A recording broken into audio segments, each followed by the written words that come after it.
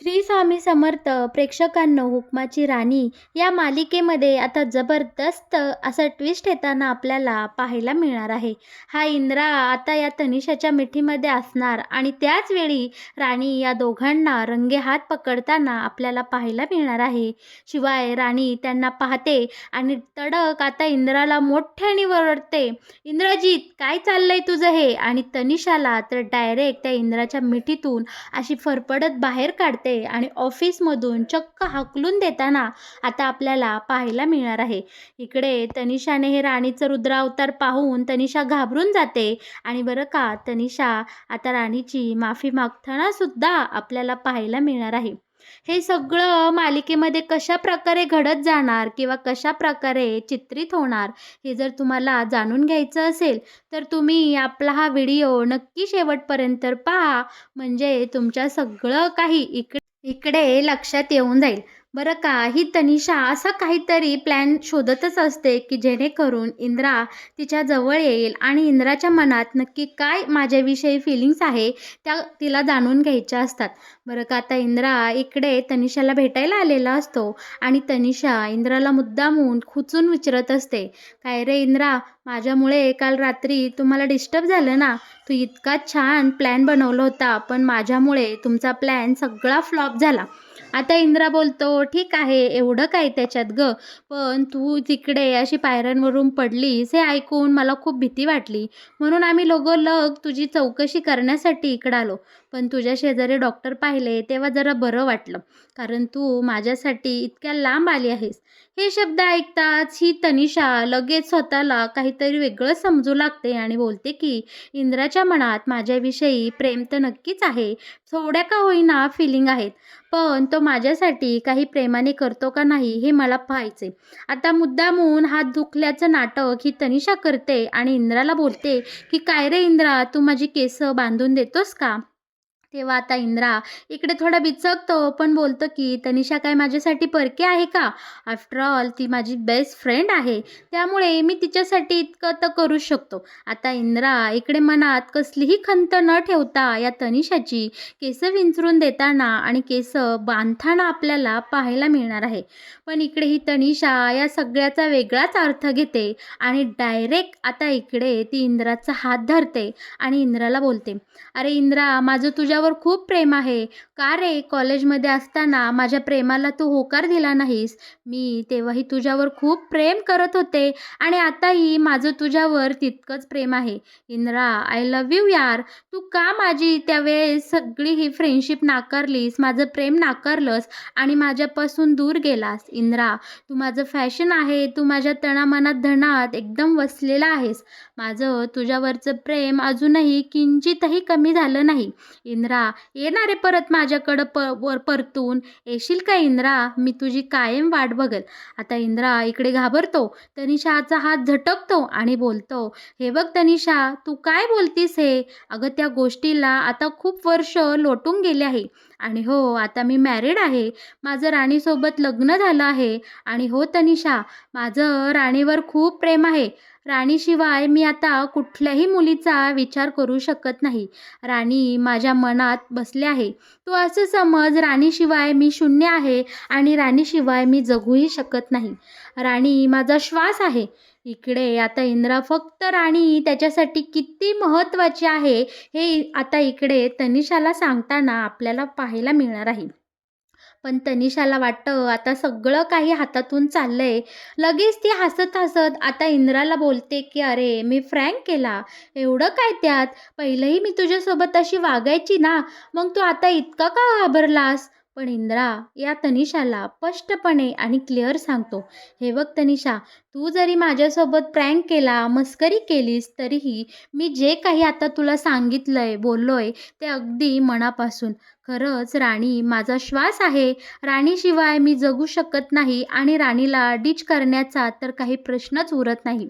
राणीशिवाय मी आता दुसऱ्या कोणत्याही मुलीला माझ्या आयुष्यात किंवा माझ्याच जवळ पाहू शकत नाही. हे ऐकून मात्र तनिषाला इकडे खूप राग आलेला असतो. पण ती तसं इंद्राला जाणवू देत नाही आणि इंद्राला बोलते, याचा अर्थ कॉलेजमध्ये तू माझ्यासोबत जसं वागायचा, बोलायचा ते सगळं खोटं होतं तर. आता इकडे इंद्राला वाईट वाटतं. पण इंद्रा बोलतो, की "हे बघ तनिषा, तेव्हा मी अल्लड होतो. मला या गोष्टीतलं काही ज्ञान नव्हतं. पण आता खरोखरच मी राणीच्या खूप प्रेमात आहे. राणीला मी विसरू शकत नाही आणि राणीशिवाय मी आता कोणाचाही विचार करू शकत नाही. त्यामुळे आता तनिषा तू वाईट वाटून घेऊ नको. कॉलेजमध्ये असताना आपण सगळे लहान होतो, अल्लड होतो. त्या प्रेमाचं काय घेऊन बसलीत तू?" आता इकडे आता लगेच तनिषा तिची बाजू मांडू लागते. तनिषा बोलते, "अरे इंद्रा, आता आपण 24 तासातले खूप काही तास एकत्र घालवणार आहोत. कामानिमित्त आपल्या सारख्या भेटीगाठी होतील आणि हे तुझ्या राणीला चालेल का? अरे तुझी राणी इकडे खेड्यात वाढलेली, एक मुलगा आणि एक मुलगी, हे दोघेही फक्त मित्र असू शकतात. या सगळ्या गोष्टीवर तुझी राणी विश्वास ठेवेल का?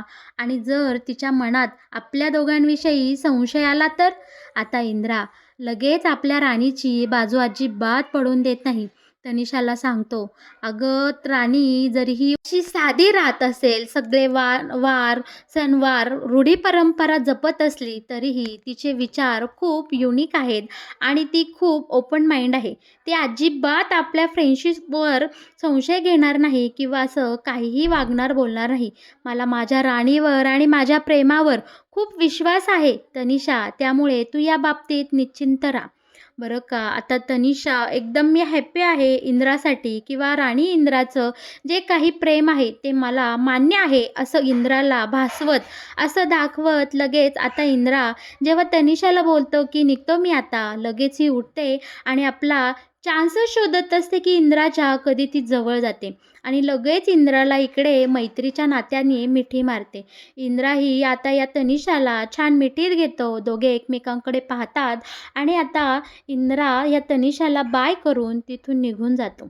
पण ही तनिषा कारस्थानी विचाराची मूर्ख बाई इकडे मनाशी बोलत असते, की "या राणीमध्ये आणि तुझ्यामध्ये कसा गैरसमज होत नाही हे मीच बघते." कारण या तनिषाने तिच्या आता अक्षरात लिहिलेली एक चिठ्ठी आता इंद्राच्या खिशात ठेवलेली असते. जेणेकरून राणी ती वाचेल आणि या दोघांमध्ये गैरसमज निर्माण होतील आणि ते एकमेकांना असे तिरस्कार करू लागतील.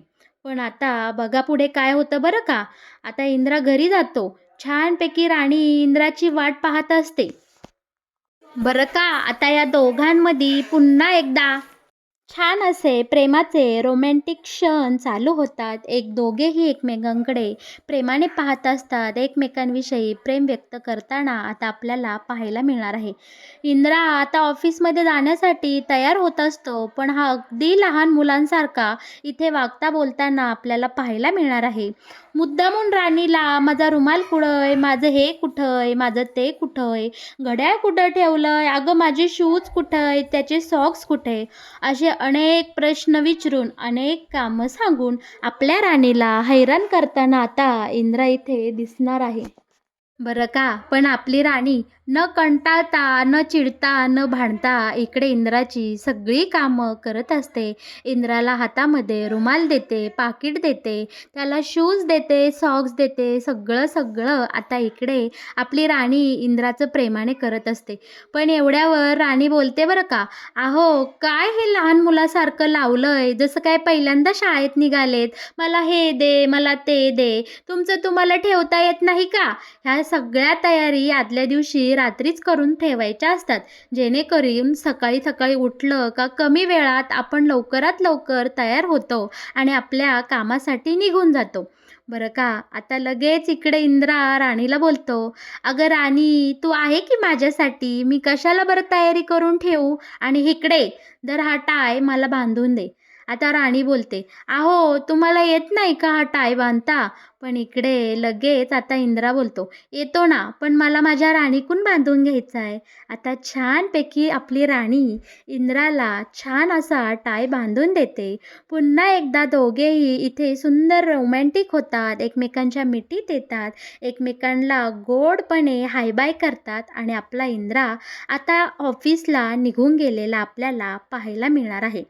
इकडे राणी आता इंद्राची सगळी आवराआवर करत असते. त्याच वेळी तिला नेमकं इंद्राच्याच एका पॅन्टीमध्ये या तनिषाने लिहिलेली चिठ्ठी मिळते. त्या चिठ्ठीत असं लिहिलेलं असतं की तनिषा, तू मला कॉलेजमध्ये असल्यापासून खूप आवडतेस आणि तू मला प्रपोज केलं होतं ते अगदी माझ्या आठवणीत अजूनही आहे. आणि आता तू पुन्हा नव्याने मला भेटलीस त्यामुळे मला पुन्हा एकदा तुझ्या प्रेमाची आठवण झाली आहे आणि मला असं वाटतंय की आता आपण दोघेही पुन्हा एकदा रिलेशनशिपमध्ये यावं. आता या चिठ्ठी वाचून आपल्या राणीला खूप मोठा धक्का बसलेला असतो. तिने जे काही वाचले यावर विश्वासच पटत नसतो. राणी मनाशी बोलते की इंद्रजित सरांच्या मनामध्ये नक्की काय चाललंय, त्यांनी अशी चिठ्ठी का लिहिली असेल आणि खरंच या चिठ्ठीवरचा जो काही मजकूर आहे तो खरा असेल का? आता या सगळ्या प्रश्नाने राणीचं मन अगदी इकडे भिवून गेलेलं असतं आणि तिच्या मनामध्ये आता एकदम शंकेचं काहूर उठलेलं आता आपल्याला पाहायला मिळणार आहे. राणी जिकडे जाईन तिकडे फक्त राणीला त्या चिठ्ठीमधला जो काही मजकूर आहे तोच आठवत असतो की तनिषा, माझं तुझ्यावर प्रेम आहे, आपण पुन्हा एकदा रिलेशनशिपमध्ये यावं असं मला वाटते. बरं का, आता इकडे राणी इंद्रासाठी डबा भरत असते आणि इंद्रा बिना डब्याचा ऑफिसला गेलेला असतो म्हणून तिने छानपैकी तिच्या नवऱ्यासाठी इकडे जेवणाचा डबा तयार केलेला असतो. पण नेमकं त्याच वेळी तिथे मालती आणि आबा आबा येतात. मालती बोलते की अगं राणी, इंद्रासाठी डबा भरलास का? पण तो डबा 2 माणसांचा भर बरं का, कारण तनिषाही ऑफिसला गेली आहे आणि ती इंद्रासोबत असेल त्यामुळे त्या दोघांचंही पोट भरेल इतका डबा तू ऑफिसला पाठवून दे.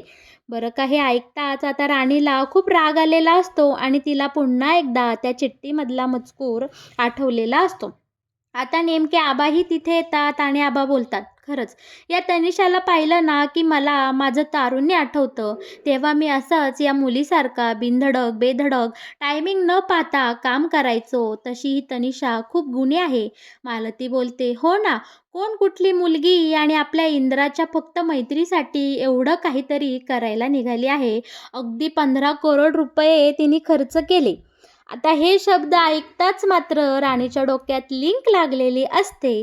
ती म्हणजे अशी की या तनिषाने मैत्रीसाठी इंद्राला एवढा पैसा दिला नाही, तर या दोघांचंही एकमेकांवर प्रेम आहे म्हणूनच या तनिषाने इतका सारा पैसा आपल्या कंपनीसाठी खर्च केला आहे. आता संशयाचं भूत राणीच्या डोक्यामध्ये इतकं खोलवर रुजलेलं असतं की ती आता डायरेक्ट ऑफिसमध्ये आपल्या इंद्राला डबा घेऊन जाताना आपल्याला पाहायला मिळणार आहे. त्याआधी राणी इकडे ऑफिसमध्ये इंद्राला खूप फोन करते, पण इंद्रा मात्र तिचा एकही कॉल उचलत नाही. उलटं पियेला सांगून तनिषा राणीला असं सांगायला होते की इंद्रा सर आणि तनिषा मॅडम मीटिंगमध्ये बिझी आहेत. बरं का, आता इकडे राणी कसलाही विचार न करता डायरेक्ट ऑफिसमध्ये इंद्राचा डबा घेऊन आलेली असते. कारण तिला पाहायचं असतं की इकडे इंद्राचं नक्की काय चाललं आहे. तर इंद्राच्या मनात कसलंही काळं कपट नसतं. त्याला काही त्या तनिषाविषयी अजिबात फिलिंग नसतात. पण राणी ऑफिसमध्ये येते हे पाहताच लगेच ही तनिषा डोळ्यामध्ये काहीतरी गेलं असं नाटक करते आणि इकडे लगेच इंद्राला काय झालं बघ असं बोलते. आता इंद्रा इकडे निस्वार्थ भावनेनी या तनिषाच्या डोळ्यामध्ये नक्की काय गेलं हे मैत्रीच्या नात्याने पाहत असतो, पण दिसताना मात्र हे सगळं चित्र अगदी उलटं दिसत असतं. राणीला वाटतं की इंद्रा हा तनिषाच्या मिठीमध्ये आहे आणि यांचं काहीतरी चालले. आता इकडे राणी केबिनमध्ये येते आणि समोर हे दृश्य पाहते आणि ती एवढी रागाने ओरडते, इंद्रजीत, काय चाललंय तुझं? हे ऐकताच मात्र इंद्रा लगेच या तनिषापासून बाजूला होतो आणि तनिषाच्या मनात मात्र आता लाडू फुटू लागतात. तिला असं वाटतं की आता या दोघांमध्ये खूप मोठा गैरसमज होणार आणि आता यांचं कडाक्याचं भांडण होणार. पण इकडे घडतं वेगळंच. राणी रागारागाने इंद्राजवळ जाते, या दोघांजवळ जाते आणि या इंद्राच्या मिठीमधून या तनिषाला फरफरत बाहेर ओढते आणि बोलते की इंद्रा फक्त माझा आहे, इंद्रजीत फक्त माझे आहे आणि तुझा काहीही संबंध नाही माझ्या नवऱ्याच्या मिठीमध्ये जायचा. आणि आता राणी रागारागात या तनिषाला डायरेक्ट कंपनीच्या बाहेर हाकलून देते आणि बोलते की पुन्हा तुझं हे काळं तोंड घेऊन माझ्या नवऱ्याजवळ यायचं नाही. बरं का प्रेक्षकांनो, खरं सांगायचं तर इथेच खूप मोठा ट्विस्ट दडलेला आहे. हे ना या तनिषाचं खूप मोठं स्वप्न असतं आणि तिने उघड्या डोळ्याने पाहिलेलं हे स्वप्न आता थोड्याफार प्रमाणात खरं होतं की काय असं तिला वाटतं. पण इकडे घडतं वेगळंच. आपली राणी रागारागाने इंद्राला बोलते खरं की इंद्रजीत काय चाललंय, आणि या तनिषाला इंद्राच्या या मिठीतून अशी ओढून काढते. पण इकडे राणी आता तनिषाला बोलते, "तनिषा मॅडम, तुम्हाला काय वाटलं? तुम्ही माझ्यासोबत कसलाही प्रँक करासान आणि आमच्या दोघांमध्ये गैरसमज निर्माण करसाल का? अहो, तुमचा हा गोड गैरसमज आधी तुम्ही तुमच्या मनातून काढून टाका. कारण तुम्ही जी चिठ्ठी माझ्या नवऱ्याच्या खिशामध्ये ठेवली, ती ऑलरेडी तुम्ही ती तुमच्या अक्षरात लिहिलेली आहे. त्यामुळे तुम्ही अजिबात काळजी करू नका.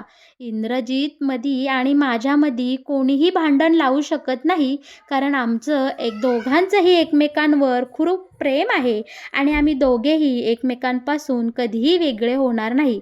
तुम्ही तसा प्रयत्नही करू नका आणि असे छोटे-मोठे प्रँक आमच्यासोबत प्लीज करू नका, कारण हे काही मला आवडलं नाही."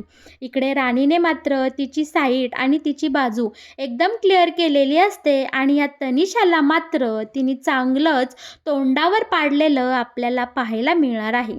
बरं का प्रेक्षकांनो, इकडे आता तनिषा खरं तर खूप घाबरलेली असते, कारण तिने जे काही स्वप्न पाहिलेलं असतं, आता तिला इकडे त्याची खात्री पटलेली असते की एक ना एक दिवस हे स्वप्न सत्यात उतरायला टाईम लागणार नाही आणि ही राणी इतक्याच रागाने मला माझ्या इंद्राच्या आयुष्यातून अशाच प्रकारे हाकलून देते की काय, अशी भीती मात्र आता तनिषाच्या मनामध्ये तयार झालेली आपल्याला पाहायला मिळणार आहे. तर मग प्रेक्षकांनो, कसा वाटला तुम्हाला हुकमाची राणी या मालिकेत येणारा हा नवीन ट्विस्ट? या मालिकेविषयीचे असेच नवनवीन अपडेट जर तुम्हाला सगळ्यात आधी जाणून घ्यायचे असतील, तर तुम्ही नक्कीच आपल्या या चॅनलला सबस्क्राईब करा आणि हो, आपल्या या व्हिडिओला लाईक केल्याशिवाय अजिबात कुठे जाऊ नका. धन्यवाद.